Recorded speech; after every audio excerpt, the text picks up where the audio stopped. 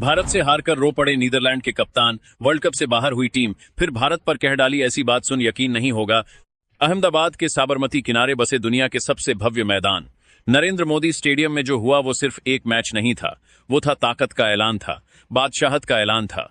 और team India ने Netherlands को ऐसी शिकस्त दी कि वर्ल्ड कप 2026 का उनका सपना उसी रोशनी में चकनाचूर हो गया। दोस्तों, भारत से हारकर डच कप्तान स्कॉट एडवर्ड्स की आंखों में आंसू थे, लेकिन जुबान पर भारत के लिए सम्मान था।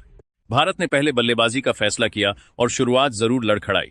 अभिषेक शर्मा और ईशान किशन सस्ते में लौट गए और कुछ पल के लिए स्टेडियम में सन्नाटा छा गया।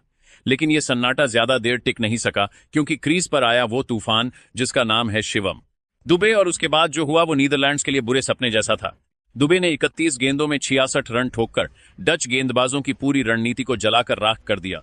4 चौके, 6 छक्के और हर शॉट में दहाड़। ऐसा लग रहा था जैसे वो सिर्फ रन नहीं बना रहे, बल्कि संदेश दे रहे हैं कि भारत को गिराना आसान नहीं है। भारत की मुट्ठी में बंद कर दिया। अंतिम ओवरों में रिंकू सिंह ने जो किया, उसने स्कोरबोर्ड को पहाड़ बना दिया।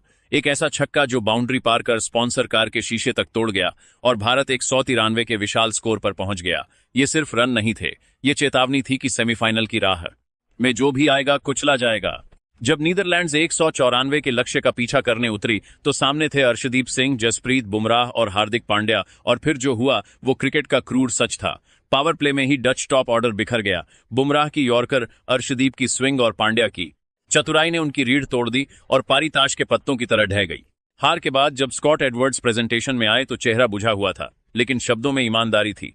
उन्होंने माना कि शुरुआती ओवरों में मैच उनके हाथ में था, लेकिन शिवम दुबे नाम की आंधी ने सब छीन लिया। घर में खेलना आपको बेहतर बनाता है और यही असली सीख है।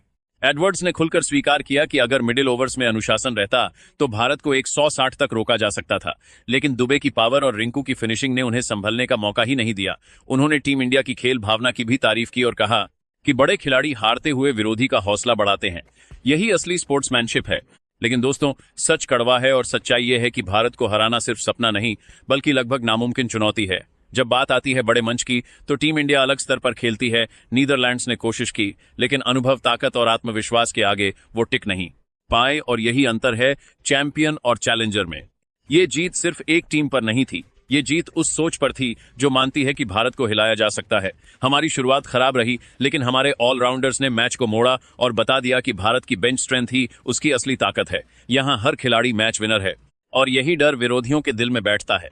आखिर में स्कॉट एडवर्ड्स ने कहा कि वो हार को अनुभव की तरह ले रहे हैं और सीख कर लौटेंगे। लेकिन दुनिया जानती है कि इंडिया से सीखना आसान है, इंडिया को हराना नहीं। भारत का लक्ष्य साफ है, ट्रॉफी उठाना, और इस तरह की जीतें सिर्फ कदम हैं उस चमचमाती मंजिल बार की ओर। अब सवाल आपसे है, रोहित कोहली या सूर इस वक्त सबसे खतरनाक कौन? नीचे कमेंट करिए और याद रखिए, टीम इंडिया को रोकना अब किसी के बस की बात नहीं है। दोस्तों, अगर आप भी मानते हैं कि ये वर्ल्ड कप भारत ही जीतेगा तो इस वीडियो को शेयर कर अपना समर्थन जरूर दीजिएगा। जय हिंद।